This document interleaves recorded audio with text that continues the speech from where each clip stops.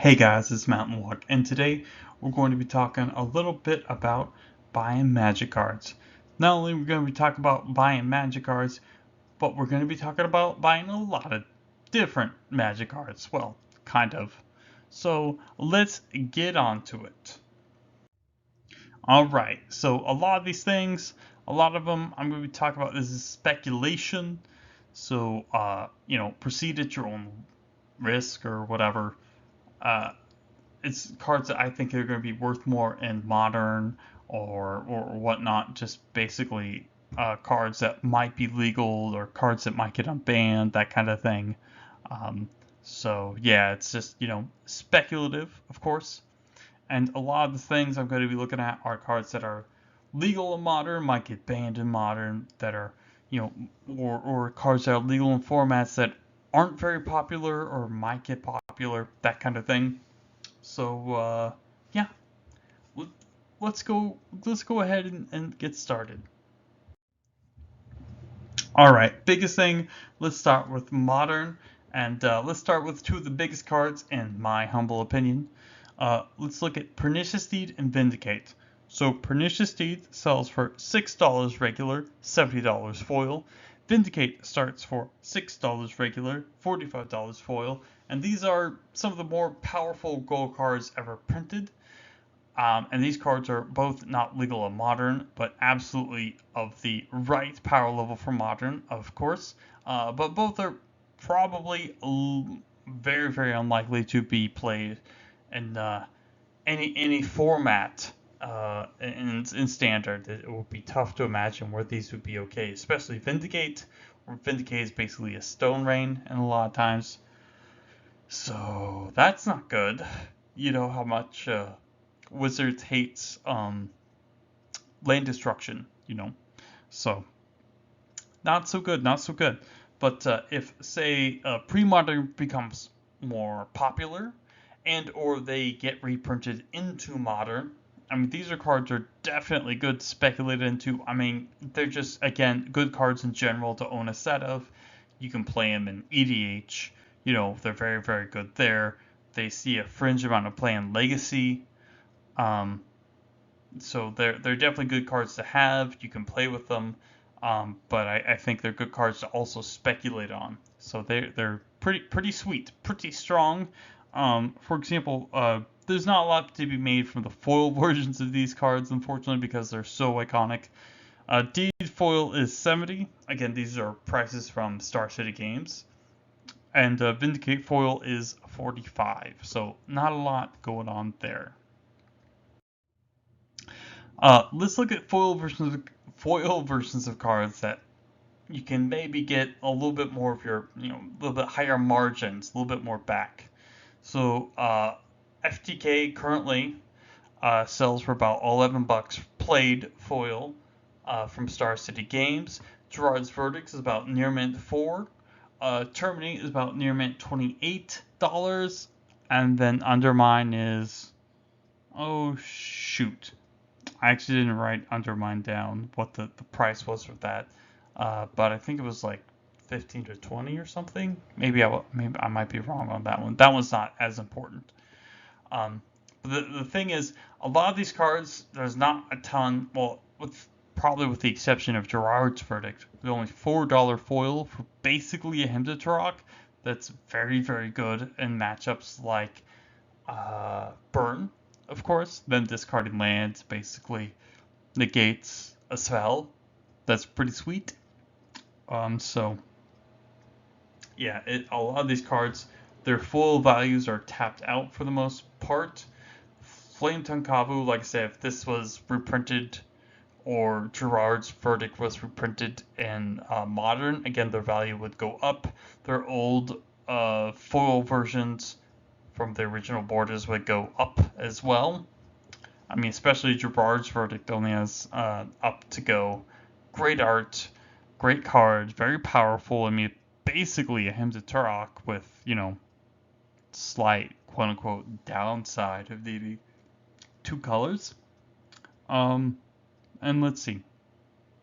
We've got other cards. Something like Sanctimony from Urza's Destiny.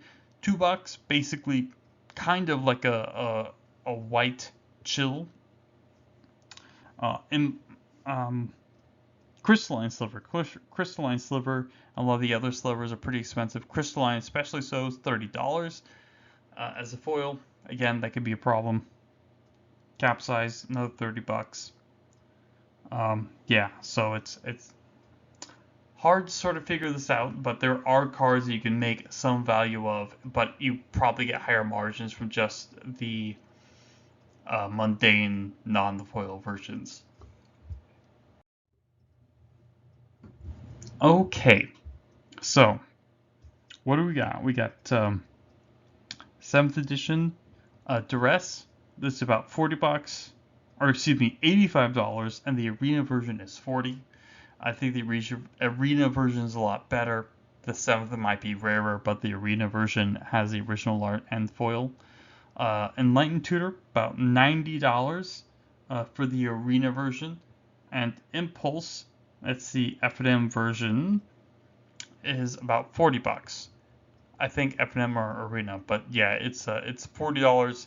Again, this is a card that's very, very highly played in pre-modern, pretty much every blue deck. And then also, there is a possibility of it being reprinted into some sort of modern-only set. Pretty strong, pretty strong. And we got stuff like Ball Lightning, $30. Ball Lightning, great, another great card. That is in Sly, maybe other decks, but Sly primarily. And the regular dark version's $30, so that's sweet. Lots of room for growth there. Bottle Gnomes, I don't think I mentioned that. I think it's a F&M promo, that's $5. This is a very, very powerful sideboard card, very great against all the aggressive decks, especially Sly. And then you have stuff like Carnophage, which is $6 for the F&M version, which is foil, of course. So it's hard to tell what is going to be good, what's going to be great, but there are things that, once you start paying attention, you're like, oh, okay, this will be good, this will be good. So stuff like Duress and Impulse, not a lot of room for growth, but they're good long-term holds because these are very, very powerful cards that, well, Duress especially still sees play, Enlightened Tutor still sees play in competitive formats, but it's, a little slow. That's kind of a problem. Impulse, really great in pre-modern, might be reprinted in modern, doesn't really see any eternal play. So yeah, a lot of stuff, a lot of different factors going on. But it's important to, I think, to look at these older foils from these limited print sort of runs for like the F&M Arena JSS. JSS like City Brass is like about $250. Whereas the regular Arabian Nights is $500. So lots of stuff going on.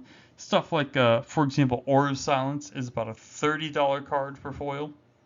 But it sees a lot of play, not only just in, well, it sees some play, I guess. Maybe in Arena or Legacy, like super fringe play. But it sees a lot of play in like EDH and stuff. Old border foil. Aura Silence, pretty sweet. So it just sort of depends. It's hard to predict the future, especially with the trends from the past. Don't maintain into the future, but yeah. So let's go on to the last thing. All right, this is a card totally randomly I saw in I think it was a Goblins deck in pre-modern. Tectonic Instability sells for about $3 in Invasion foil, and then regular, and then the foil is about $10-12 or something like that. So this is a pretty powerful card, not a bad one to pick up in just the regular versions, just because of how good it is against a lot of decks in EDH. So, yeah, I like it there.